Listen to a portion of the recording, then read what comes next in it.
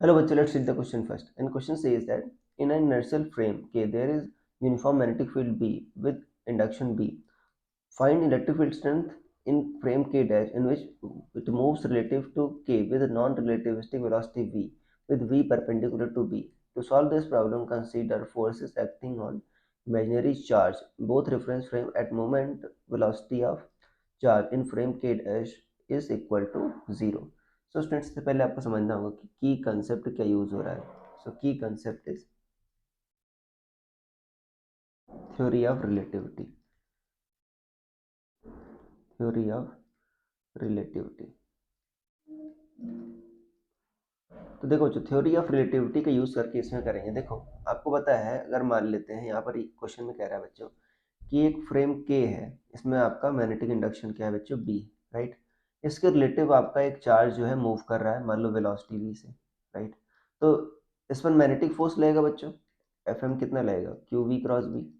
मान लो charge Q है. राइट. इतना लगेगा. अगर दूसरी फ्रेम है बच्चों, ये मान लो कि दूसरी फ्रेम के डैश भी बच्चों वी वेलोसिटी से मूव कर रही है इसके रिलेटिव. तो अगर के डैश से देखेंगे ये भी वी से मूव कर रहा है, तो इसके रिलेटिव वेलोसिटी तो जीरो हो जाएगी. तो इसके रिलेटिव तो कोई फोर्स, मैग्नेटिक फोर्स लगेगा ही नहीं, क्योंकि वी जीरो होगा तो मैग्नेटिक फोर्स जीरो होगा. इसका मतलब क्या है बच्चों, देखो, फ्रेम डिफरेंट होने से आपके इफेक्ट डिफरेंट नहीं हो जाते. ठीक है, फोर्स का फॉर्म चेंज हो सकता है. अब देखो, जो इलेक्ट्रिक फोर्स होता है उसके लिए वेलोसिटी की जरूरत नहीं होती. इसका मतलब इस फ्रेम में बच्चों जो मैग्नेटिक फोर्स है वही आपका इलेक्ट्रिक फोर्स का रूप ले लेगा. तो इसमें यही फोर्स बच्चों एफ इलेक्ट्रिक कितना होगा, क्यू ई लगेगा. अब मैंने बताया ना, फ्रेम चेंज होने से इफेक्ट चेंज नहीं होता, तो मतलब दोनों फोर्स क्या होंगे, इक्वल होंगे. राइट.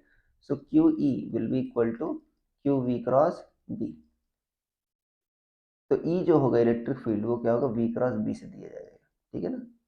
अगर आपको मैग्नीट्यूड पता करना है, क्वेश्चन में कह रहा है वी और बी परपेंडिकुलर है, तो ये क्या होगा, ए क्रॉस बी क्या होता है, ए बी साइन थीटा. तो ये क्या होगा, वी बी साइन 90. तो कितना हो जाएगा, वी बी हो जाएगी, ई की वैल्यू कितनी आ जाएगी, वी बी.